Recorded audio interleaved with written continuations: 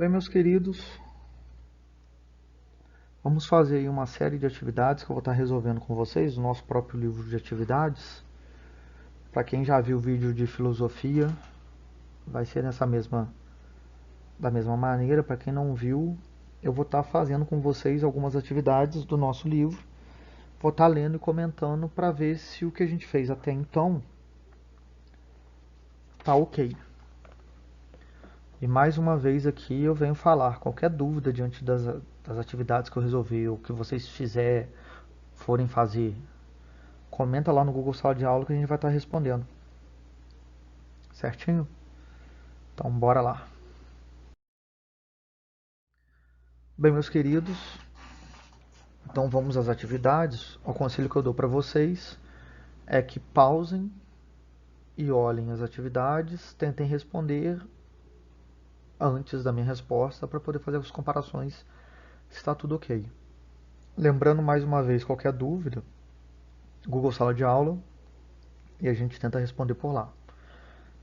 Eu vou tentar ser um pouco mais objetivo, porque para quem já viu o vídeo de filosofia ele ficou extenso. Então vamos tentar ser mais objetivo aqui.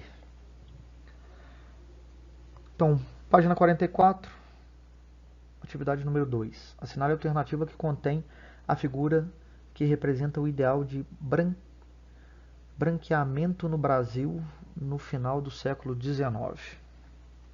Então, a letra I é a C. Por quê?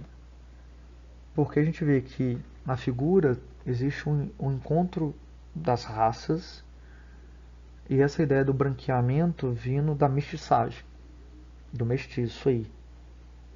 Pelo quadro dá-se a entender que a negra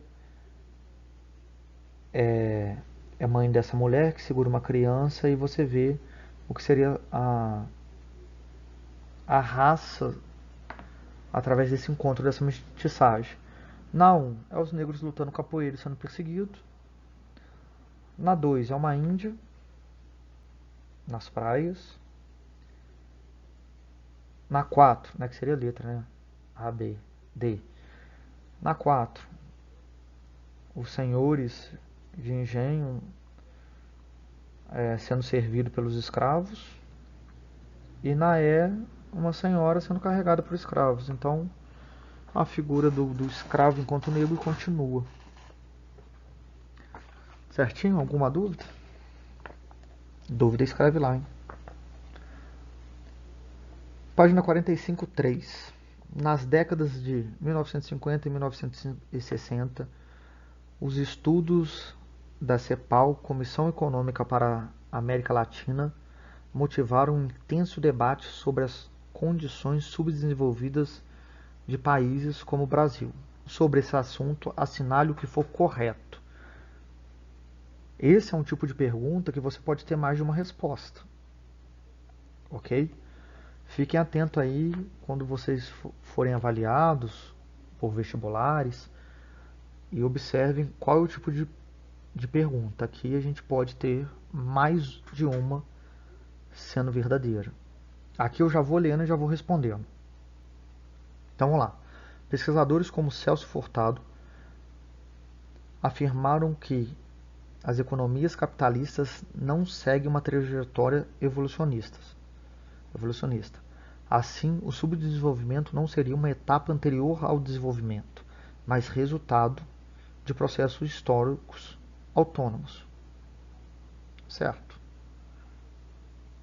Esses processos históricos, sociais, econômicos, fazem essa relação com o seu desenvolvimento.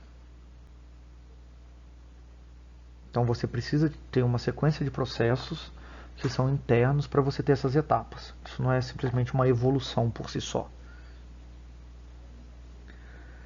No período indicado acima, os estudiosos do subdesenvolvimento defendiam que o Estado deveria intervir na economia como caminho para o desenvolvimento. Esse diagnóstico influenciou as políticas econômicas implantadas em vários países da América Latina. Sim, um Estado tornando uma forma mais firme para tentar ter um controle.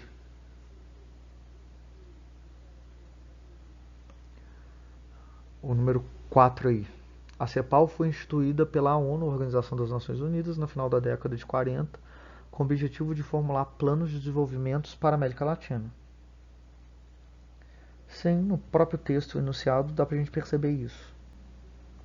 No período histórico em questão, o Brasil alcançou um grau significativo de industrialização, a exemplo do setor automobilístico. A geração de emprego nesse e em outros setores da economia nacional foi suficiente para romper as barreiras do subdesenvolvimento. Não. Isso aí eu acho que não tem muito o que discutir sobre, não. Os estudiosos do subdesenvolvimento, que seria esse número 16 aí, os estudiosos do subdesenvolvimento preconizavam que, além da industrialização, o Estado deveria promover reformas sociais para alcançar o desenvolvimento. Verdadeira. O desenvolvimento se alcança por uma relação social e econômica. Certinho? Então bora para 4. A falta de coesão em nossa vida social não representa, assim, um fenômeno moderno. E é por isso que eram profundamente aqueles que imaginavam na volta à tradição, a certa tradição, a única defesa possível contra a nossa desordem. Os mandamentos e as ordenações que elaboraram esses eruditos são, em verdade, criações engenhosas de espírito, destacadas do mundo e contrária a ele. Nossa anarquia, nossa incapacidade de organização sólida não representam, ao seu ver, mais do que uma ausência da única ordem que lhes aparece necessária e eficaz. Se a considerarmos bem, a hierarquia que exaltam é que precisa de tal anarquia para se justificar e ganhar prestígio. Aí Sérgio Buarque de Holanda. Caio Prada Júnior, Gilberto Freire e Sérgio Buarque de Holanda são intelectuais que chamada geração de 30, primeiro momento da sociologia do Brasil como atividade autônoma, voltada para o conhecimento sistemático e metódico da sociedade. Sobre as preocupações características dessa geração, considere as afirmativas a seguir. Aí já vão lá o que está pedindo. Estão corretas apenas as. Vamos ler, eu já vou dando a resposta. Critica o processo de modernização e defende a preservação das raízes rurais como o caminho mais desejável para a ordem e o progresso na sociedade brasileira. Errado. Eles querem tirar esse cenário tradicional, rural, colonial, dos senhores de engenho. 2. Promove a desmistificação da retórica liberal vigente e a denúncia da visão hierárquica e autoritária das elites brasileiras. Certo, eles querem sair desse cenário tradicional, eles querem deixar tudo esse passado para trás. Então essa denúncia a esse período colonial para aí sim atingir a modernidade. 3. Exalta a produção intelectual erudita e escolásticas dos bacharéis como instrumento de transformação social. Não, aqui você tem o simples sendo resposta também, a própria sociedade entrando e se transformando. Não vai ser só essa elite em si, que são esses bacharéis, que vão transformar a sociedade. Ela tem que ser organizada com todos. E 4. Faz a defesa do cientificismo como um instrumento de compreensão e explicação da sociedade brasileira. Certo. Então você tem uma ciência por trás que vai tentar enxergar essa sociedade brasileira. Ok? Então vamos lá. Página 47, atividade 7. Entre 1960 e 1980, o êxodo rural brasileiro alcançou um total de 27 milhões de pessoas. Poucos países conheceram movimentos migratórios tão intensos. Quer se considere a produção, a proporção ou a quantidade absoluta da população rural atingida.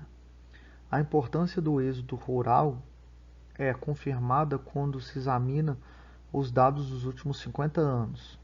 Desde 1950, a cada 10 anos, 1 em cada 3 brasileiros vivendo em meio rural migrou para cidades. E na década de 1990, essa tendência se manteve. Assinale a alternativa que apresenta causas estruturais do êxodo rural no Brasil durante esse período.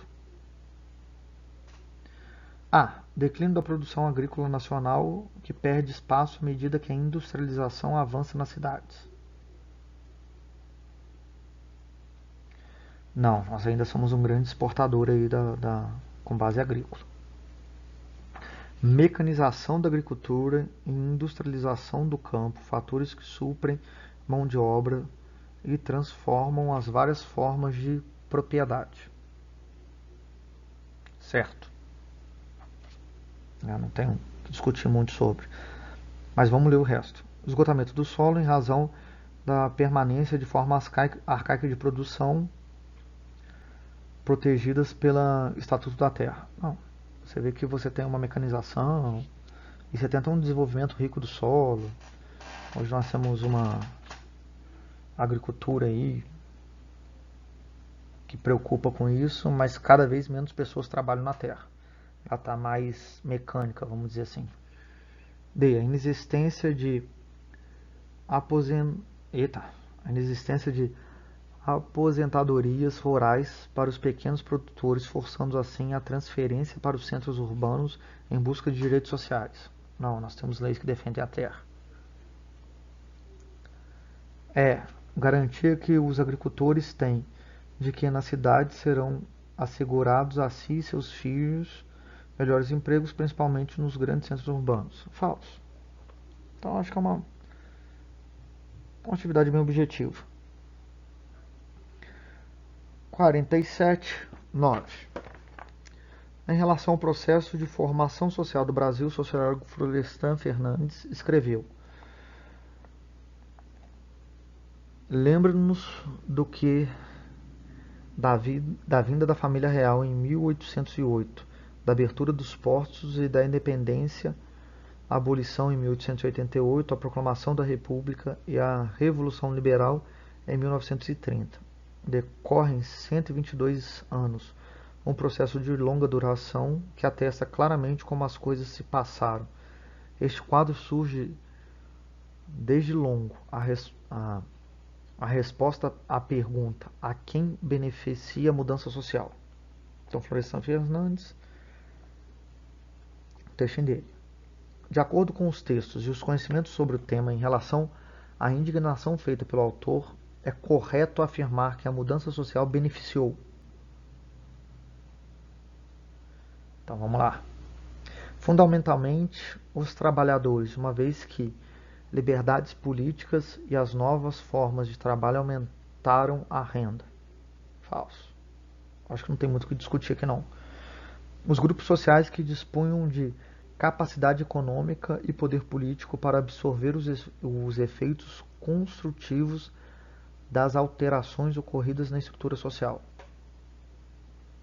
Verdadeiro, né? É quem estava no poder. É quem está no poder que vai ter as relações para si, né?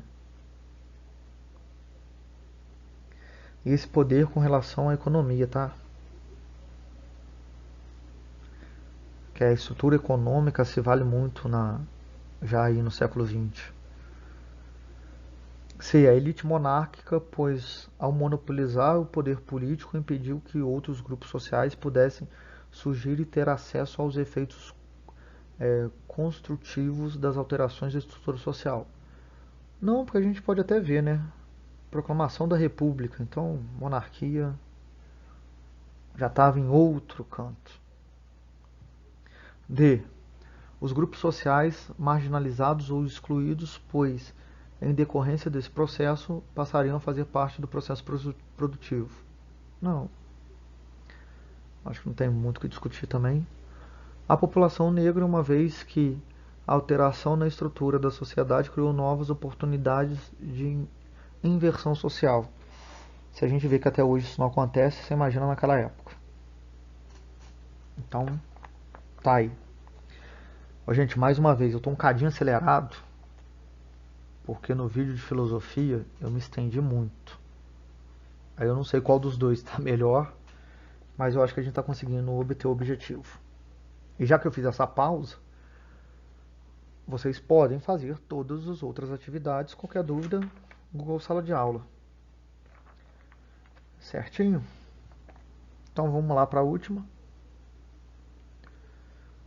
2 textos, e eu já vou lendo a pergunta para a gente ir direto. Ao comparar os textos, as formas de designação dos grupos nativos pelos europeus durante o período analisado são reveladoras da. Então vamos lá, a gente vai ler 2 textos e responder isso. Quais são os textos? Texto 1. Documentos do século XVI algumas vezes se referem aos habitantes indígenas como os Brasis ou gente Brasília. E ocasionalmente, no século XVII, o termo brasileiro era a eles aplicado. Mas as referências dos status econômicos e jurídicos desses eram muito mais populares. Assim, os termos negro da terra e índios eram utilizados com mais frequência do que qualquer outro. Gente, desculpa aí, mas gravação é meio assim e eu não vou voltar não. Texto 2. Índio é um conceito construído no processo de conquista da América pelos europeus, desinteressados pela diversidade cultural, imbuídos de forte preconceito para com o outro, o indivíduo de outras culturas, espanhóis, portugueses, franceses e anglo-saxões, terminaram por denominar da mesma forma povos tão díspares quanto os tupinambás e os astecas. Então vamos lá. Letra A. Concepção idealizada do território, entendido como geograficamente indiferenciado. Não. Aqui nós estamos falando do território em si, né? Percepção corrente de uma ancestralidade comum às populações ameríndias. Também não, porque mostra que cada grupo, né, cada conquistador, né, identificava seu grupo de determinada forma, então não tinha essa estrutura de uma ancestralidade comum. Compreensão etnocêntrica acerca das populações dos territórios conquistados. Aí sim, cada um enxergava pelo seu território conquistado aqueles que ali habitavam. Transposição direta das categorias originadas no imaginário medieval. Não tinha essa construção no imaginário medieval. O índio não era uma figura do imaginário medieval. Negro também não. Era uma outra relação. Visão utópica configurada a partir de fantasias de riqueza. Também não. Você vê, os índios não eram ricos. Se a gente for falar dos brasileiros, né? Ou esses negros da terra, eles não tinham essa configuração dessa relação utópica de riqueza. Talvez quando a gente fala dos astecas, por causa do ouro, mas nesse cenário aqui, como foi descrito aqui, não. Certinho? Então terminamos esse capítulo. Próxima aula, capítulo novo. Abraço, qualquer coisa. E mais uma vez, GSA lá pra gente.